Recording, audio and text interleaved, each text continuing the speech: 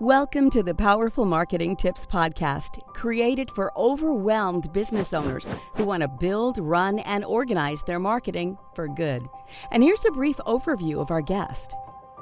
Today's guest knows that talking about your own business is hard. Out of the 100% of what's important to you, only 2% of that is important to your audience. Mike Verret from Verret Associates believes that finding that connection point is the difference between success and failure.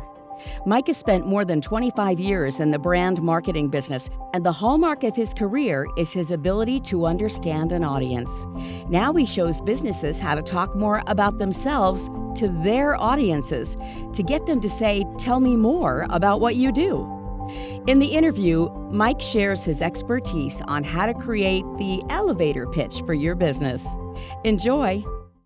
So hello, today's episode is a must for every business owner because we will talk about how to talk.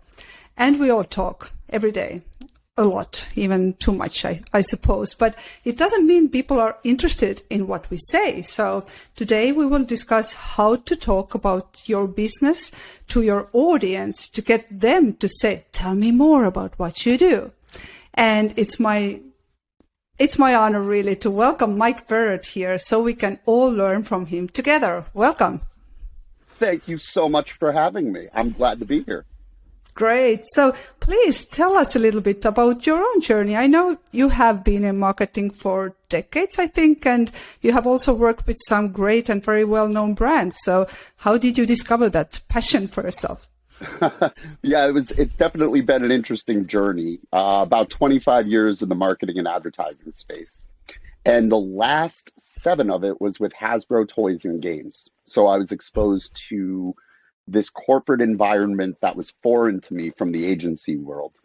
But I would say it was 7 years I was there. It was a painful master's degree. I learned a lot about business, but it definitely wasn't the right fit for me. So I left Hasbro in fall of 2018, and I had time to think. I had time to look back on those decades, as you said, those 25 years of experience, and figure out what was the common thread. What was the red thread that went through that? And I realized that I understand how an audience thinks. I understand how to get them to connect to an idea on their terms and lead them where we want them to go. And that was inherent to all of my positions in my career. So I started Verret Associates with a simple understanding of I'm going to show businesses how to talk about themselves to their audience in a way that gets their audience engaged, intrigued, and wanting to know more. And the importance of that is rooted in your business, my business, anyone in business. 100% of what we do is important to us, everything. But only 5% of that matters to our audience. And we have a tendency to focus on what's important to us and what we think they need to know, when in reality, they need to know things in a certain order. You need to capture their attention and bring them through that information in a way that they can expect, understand, and hold on to in order to lead them to a decision. So what I created is a simple way to show people their audience's perspective of what their message is and how they're talking about their business, and show them how to clarify it, connect with their audience, and bring them all the way to a call to action using a simple philosophy of how human beings think. Not what the business thinks is important, but how human beings process information. And it's like a ride on an elevator. How do you talk to somebody up 8 floors of an elevator about what you do and answer their questions along the way? So ultimately what I've done is create a business where I work with other businesses for 3 weeks, 3 meetings, to get them to one way they talk about themselves. That creates consistency in their marketing, efficiency in their marketing, because if you know who you're talking to and where they are, you can go right to them, and it makes you memorable. The idea, an audience only remembers one of 3 things. They remember first, best, or different. And first and best are admittedly hard to come by for most of us, right? But different we can do all the time. And it's understanding that we just need to appear different in the audience's eyes.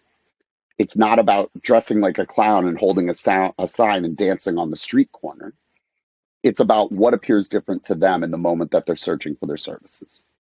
So that's become the focus of what I do based on my 25 years of experience working with audiences. Wow, you're talking about this like this is something very easy to do, No. but it certainly isn't. Well, the fundamental issue with it is that it's our business. So everything is important, and we look at it that way. But any audience is not going to look at it that way. They're going to look at what's in it for me or how does it relate to me. And that's really hard to do when it's your business because you know everything. I'll use the example of Stephen King, the author, writes famous horror movies, and they've all become, or horror books, they've all become movies. He writes a 400-page horror movie, let's say. I mean, horror, I keep saying movie. He writes a 400-page horror book. There is no way he can possibly extract the 3 paragraphs needed to go on the front, the back cover, or the inside flap for the blurb because he's far too close to it. He knows all the characters. He knows all the settings. He knows what the weather is like in the book. How is he going to distill that down to 2 or 3 paragraphs that get people to buy the book? He needs an outside perspective to write that. He needs somebody else to consume it, read the book, and then come out with what those 3 paragraphs are. That is ultimately the kind of service I provide. Businesses have a very hard time seeing it because everything's important to them. So I help them understand what's important to their audience and how to talk to them in the right way and make that connection with them and stand out as different. So yeah, it is hard to talk about your own business. I understand that, but what really is behind that? I mean, is it I don't know, lack of confidence or something like that also that could be behind that? Because maybe you are not sure, you know, what works and what wouldn't work, or how do you see that? The challenge comes in when people are thinking about what they do. They know everything. And their immediate understanding is, how come other people aren't getting this? I know I can help them. I have the tools to help them. Why don't they see it? And the reason they don't see it is because the tools are being explained to them as services right away, not what is their challenge and how to connect to them in that moment of challenge and bring them through the solution on their terms. So if I go to I'm going to use the example of a public relations firm. If you're looking for a public relations firm for your business, you are going to go on Google and you're going to search for a public relations firm. And the results that pop up, say you get 50 of them in under a tenth of a second, you're going to click through those and look for what connects with you. If the first 3 say, we're a PR firm, you have effectively hit the bottom level of their expectation ladder because that's what they put in Google. So if that's the case, then that's not memorable to them. That's not different. It's exactly what they were looking for. But if the next one they click on says, every business gets writer's block, we'll help you find the words to get your news out, that looks completely different to you looking for a PR firm. And more importantly, they chose to address your challenge of why you need a PR firm. They know that businesses can't write their own news. You can't do it from your own perspective. You need that outside perspective. Try writing about yourself in embellishing terms. It's really hard to do. You can be self-critical, but embellishing terms is hard. And the business is always going to be writing from their point of view, not the audience's point of view. So that simple idea of writer's block translates to, that's exactly what I need because I can't write about my own business. I have writer's block when I do that. And that's that forming of a connection that gets you to read further on that page. I agree. This outside perspective is very important, but that leads me to another, let's say, struggle. How do you find, a good vendor, or how do you understand who is the best fit to work with? Because, in terms of your audience? Yes, because there are so many copywriters out there who say that, I can do this and that, but how do you really compare them? How do you understand who is the best fit for you, or is it just a matter of trying? That is a great question. And it's It could be hard to answer if you put it in the context of I'm looking for a copywriter. If you put in copywriter for whatever you're looking for into Google, let's say, you're going to get a number of results. You're going to get a lot of results. And what it comes down to is reading their copy, right? To see if it resonates. But your first impression when you're going through those results is really what matters. People are making that decision to read on in, say, under 8 seconds. Hang on, I just have to close my door. Sorry. In under 8 seconds, say 5 to 7 seconds is the average that people are making a decision. And it's really based on first impression. So I'm looking for a copywriter and I put in copywriter. If all of them say I'm a copywriter, everything looks the same to me.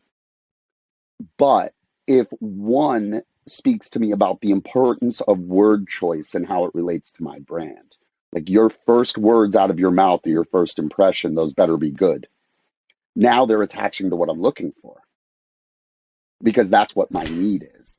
So I am predisposed to clicking on that one because they're speaking to my challenge.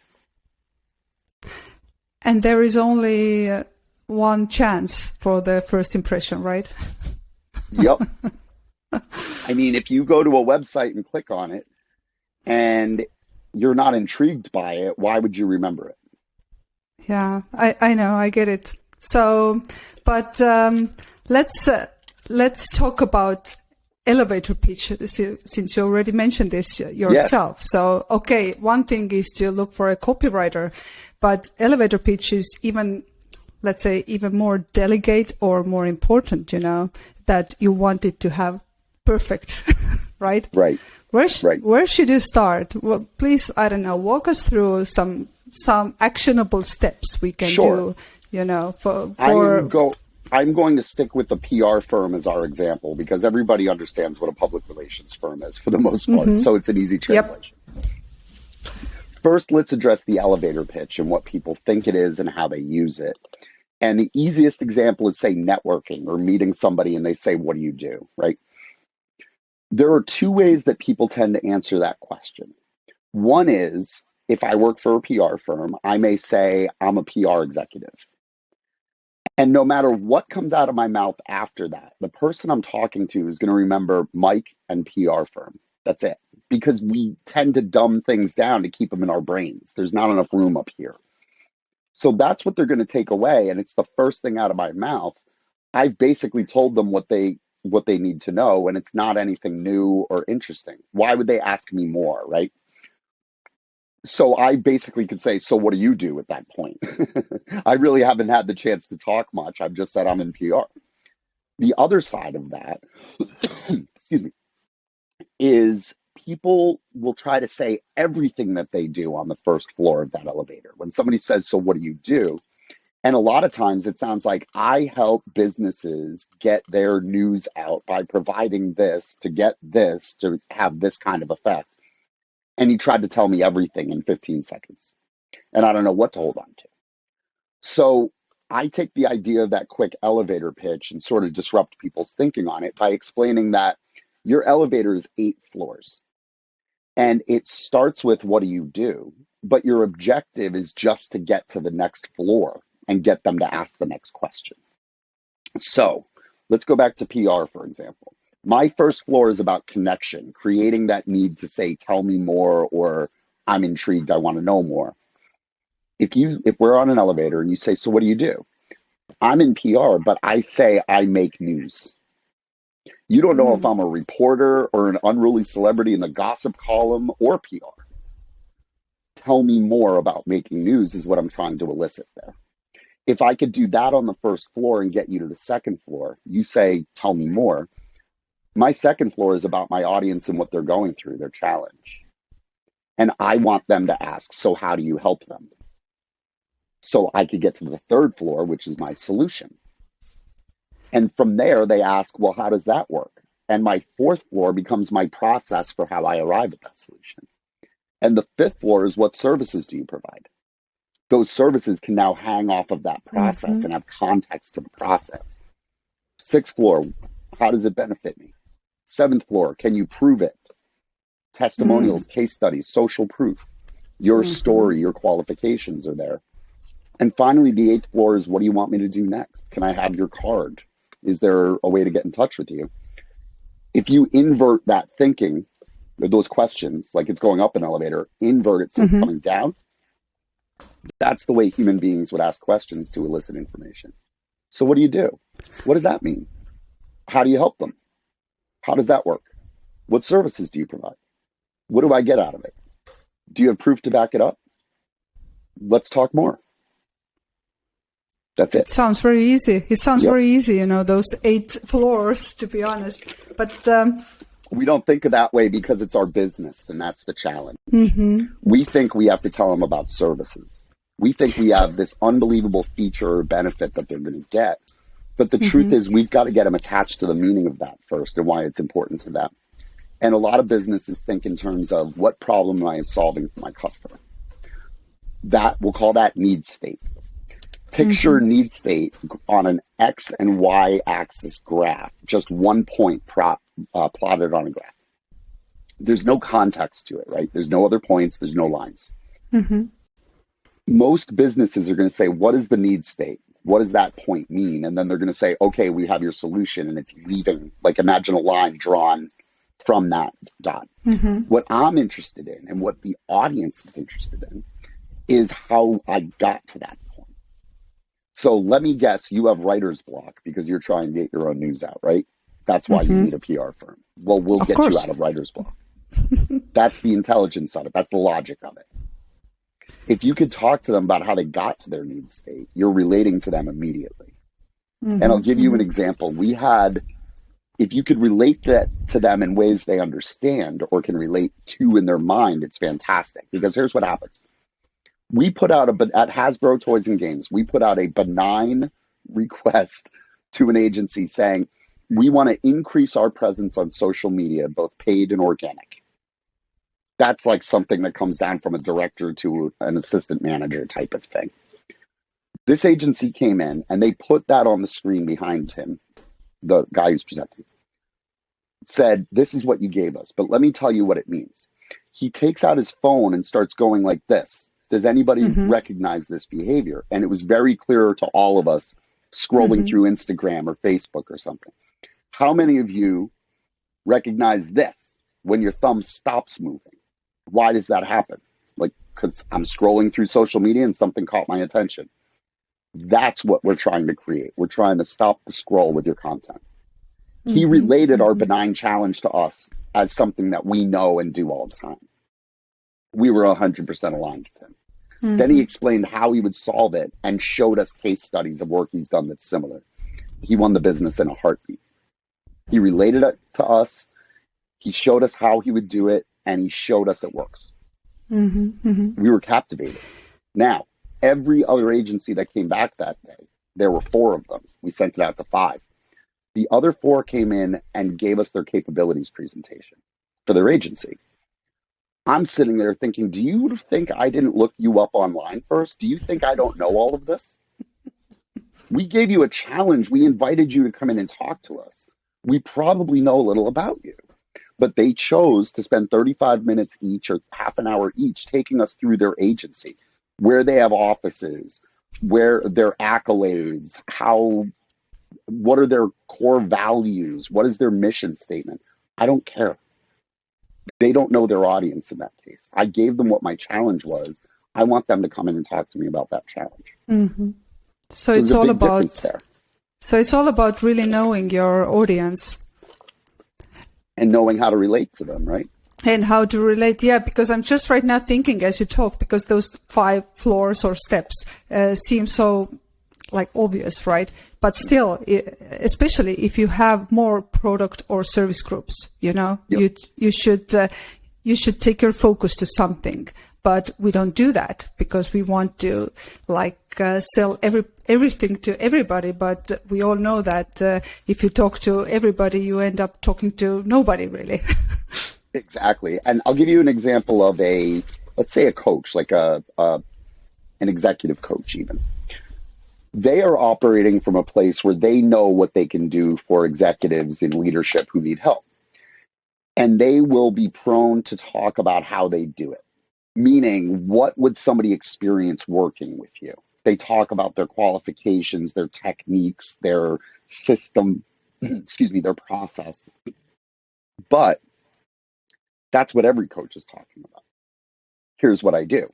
And it all comes from the same place. They're thinking about their service and what they provide. But 95% of what they're talking about is only relevant to the audience if they're working with them. At no point are they saying, I work like this, I do this, I do this, I do this. At no point are they saying, your challenge is managing your power as a leader. And I'm going to show you how to manage that power. Big differentiator. You're having trouble managing your power to get to your vision. You need that outside perspective to create that. How am I going to get my vision to trickle down to the bottom level? And it's about managing your power effectively to get people where you want them to go. That's ultimately the problem of the audience. Not, here's the services I provide. That's, okay, here's your need state, here's what I'll do. It's, here's how you got here and how I can help. And now let's move forward. I get it. And of course, I agree with you. And I, of course, have to admit that it's harder to say than do yourself. Yeah. But what would you say to those people listening to us right now thinking that, okay, but still I have those different services, I have those different products or product groups, right? So what should I tell to my target audience? Should I have different focuses, different audiences, different messages? So what are your thoughts here? I hear a lot, I have different audiences, and I push back immediately. You can't have different audiences for one business. That would be a bunch of different businesses because you're thinking you have to talk about them differently. But let's go back to that coaching example, for instance. That coach aligns with the leader, and that coach shows the leader, here's your challenge and here's how it's affecting your business. He's able to explain your team is not advocating for your vision because they're not empowered to. He's able to point out issues that are outside of that leader because the leader is thinking very internally. So how do you make the leader realize that the effects of what he's doing reverberate all the way through the organization and create that urgency around doing it right? All of a sudden you sound very different than somebody saying, yes, I'll help you become a better leader and here's my services. You're speaking to the audience on their terms and relating it to what they're going through. Then your services start to have meaning, but not until you align with what they're going through. So what you're saying, one message and one audience. There's one message that can relate to different audience sections. So let's say you have one message. Very good. This is what I wanted to talk about. One message. Here's how it relates to you, audience one. Here's how it relates to you, user two. Here's how it relates to you, user three. Now you have permission to talk to different audiences. But you've got them all aligned around one main mission or one main message. Okay, thank you for that, because I was already worried. Yeah, well, I run into that a lot where people say, well, I have this type of person, this type of person, this type of person. But your services don't change for those people. What you're doing for them doesn't change. It's just their situation is different, right? So I'll give you an example. Let's say you run a bungee jumping company and you push people off a bridge attached to a rubber band. You're in the business of exhilaration and action sports, right? Now, you can present that in two different ways, though. You can project that in two different ways. You could project it as, this is the trust fall on steroids. This is the ultimate team building experience. Team manager, bring your team here and watch what happens. You're going to build trust. Or I could turn around and position it to a consumer. The ultimate thrill, jump off the bridge to the extreme, and talk to that one person who's looking for that experience. But both of them start with getting pushed off a bridge attached to a rubber band, and it's about exhilaration and dopamine. Whether a team manager is using it for team building or some guy just wants the thrill of jumping off a bridge, it doesn't matter. That's a very good example. Because I never thought used, this jumping as a team building activity, to be honest. Yeah, I mean, it sounds terrifying to me. I don't think I'd ever do it, but same here. if you work for a company of you're running a company of a bunch of 20-somethings, this would be an amazing experience for them. Maybe. Yeah, it could be for sure. Yes. I'm pointing to extremes in this example, but the point is I could have one offering and relate it to two audiences. It's still jumping off a bridge attached to a rubber band and you get the thrill of your life. Here's what it means for you, team builder, and here's what it means for you, guy who's looking for a thrill. And still we need this outside perspective, and because we're constantly thinking in our own business context. So, okay, we talked about how to find a good copywriter, but what about how to find a good partner who helps you with your elevator pitch? I know that you are one of them. I would be a great partner for that. A little self promotion.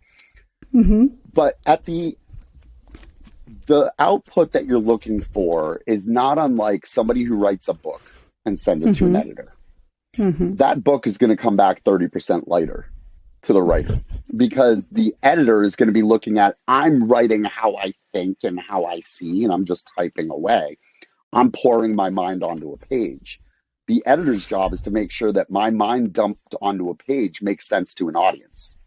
And if I'm writing from my perspective in my words about this storytelling, I know everything.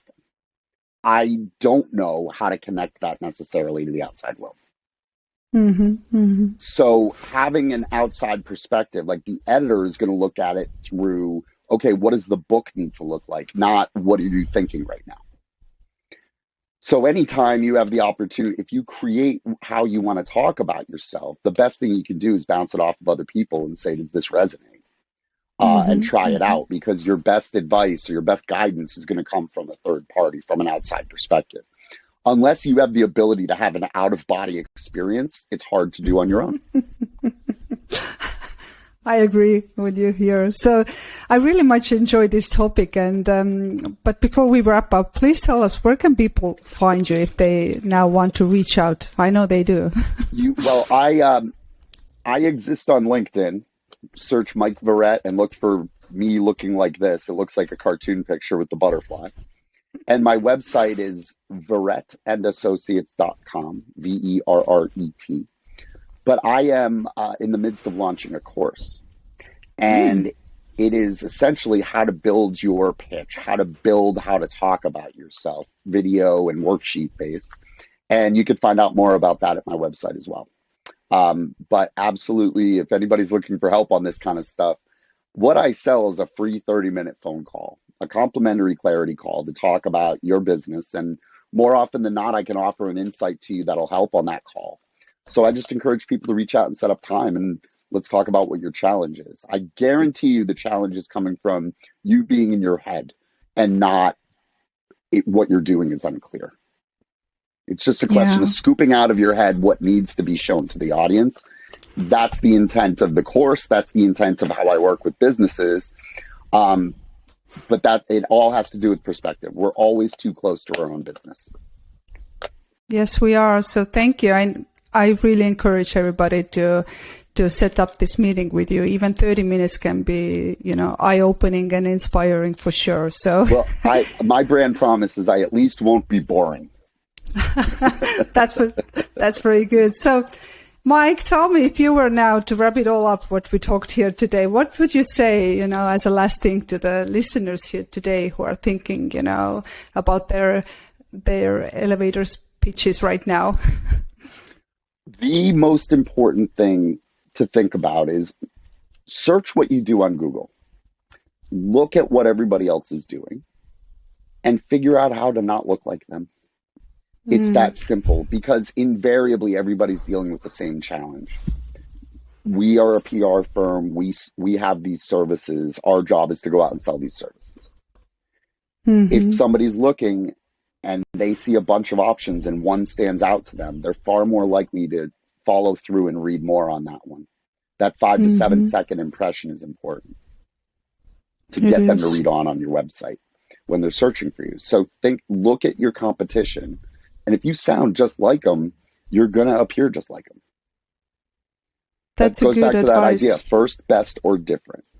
How do Mhm. you appear different in the eyes of your audience should be the number one question that every business asks. I love it. So before we go today, please also share and comment on a song and quote that always inspires you, because it will go to our list, to keep on inspiring our community. Yeah. I have my quote is business and my music selection is personal. Okay. My quote is the ethos of what I do. You got to be first, best, or different. And it's been said before, but I attribute the quote to a now deceased country music artist named Loretta Lynn. And she was very famous in the United States. Country music is a United States expression for the most part. But she said that in relation to her career. In this business, you've got to be first, best, or different. And that really boils down and distills how an audience thinks and what they react to. So I took that to heart, and everything I talk about, everything I write about on LinkedIn relates back to that quote. So That's it's become kind powerful. of foundational to my business. Music. I am a 48-year-old man living in the suburbs who is infatuated with hip hop and always have been. And there's an artist that has been around for a handful of years. His name is Jidenna, Jidenna. And he does a track called Long Live the Chief. The entire track is about hustle. It's about how he built up from where he was to end up going to Harvard, and just this unbelievable story about how he was just grinding all the time to get to where he wants to go. And that stuck with me. Especially when I started my own business, it became something to just remember. The song's called Long Live the Chief, and it's about how he became what he sees as the chief. But it was just inspiring to me. And if you don't like hip hop, you probably don't want to listen to it. But if you like a good beat and delivery and a good message, it's a good track. No, thank you. I'm sure it will be very inspiring and powerful also. And we'll see. So thank you. I will definitely go and listen to this myself as well. But Mike, I really do appreciate you coming here today, taking this time, and thank you. Thank you. I'm humbled and happy for the opportunity. Yeah, likewise. And, keep on helping those companies creating their perfect elevator pitches. For you, I will do my dead level best. Thank you. That's all we've got for this episode of the Powerful Marketing Tips Podcast. Make sure to link up with us at our free monthly international mastermind event. Just go to powerful-marketers.com/mastermind for registration. And one thing that would really help us and other new potential listeners is if you would rate this show and leave a comment wherever you tune in to listen. Until next time, take care.